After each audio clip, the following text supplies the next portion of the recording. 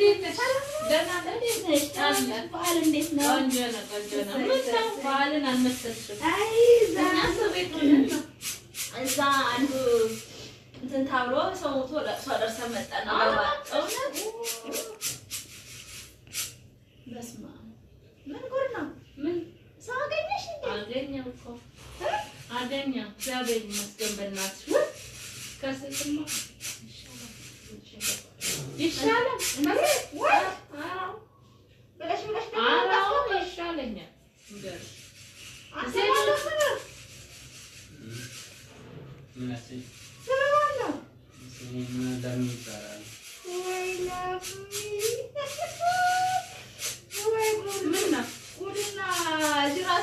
ምን ስራ አይደለም? ምን ችግር አለው?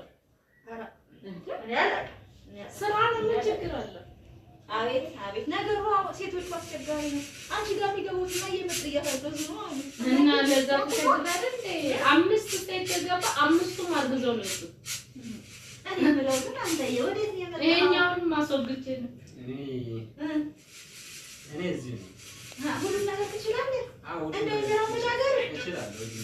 ኧረ ሁሉንም ይችላል ይችላል። ያው እንዴት እንዳሳረፈኝ ብታይ ከመጣ ጀምሮ ይሄ ነገር ነው ታጣብኝ።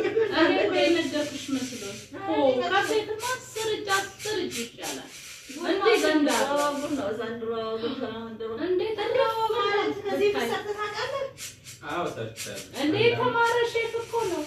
ሼፍ የተማረ አንቺ የኔም ይሄን ነገር ልሞክረው እንዴ? ይሻልሻል። እኔ ከዚህ ያረደው ሰው ምን ይደረስ ሲመጡ ጎረቤት ሲመጣ ምን ችግር አለው? ምን ችግር አለው? በየሆቴሉ ላይ ወንዶች አይደል እንደ ሰርተው የሚያበሉ እሱ ሌላ የቤት ሰራተኛ ደግሞ በወንድ ተለምዷል። ያው ምንድነው የ2018 እቅድሽ መሆን አለበት። አዎ ሰልችቶኛል።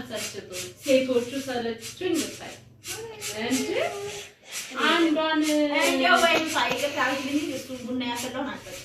እንደው ምግብም እንጀራም አልበላም። አንቺ ደግሞ እንደ ድሮ ሰው ነው የምታስበው። ኧረ ባህላችንም ምናምን ችግር አለ።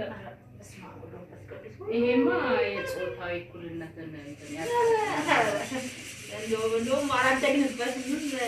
እንደው ሰፈሩ ራሱ እንደውም ይሄ እኮ እንትን ነው ምን እኩል ነን እያልን እያወራን ሌላ ነገር ሴት ብቻ ቡና ታፍላለች ማለት ነው። አይ በስቲ እንግዲህ ወይ ብለሽ ታጥቂና ወይ ሊቶሪያሽ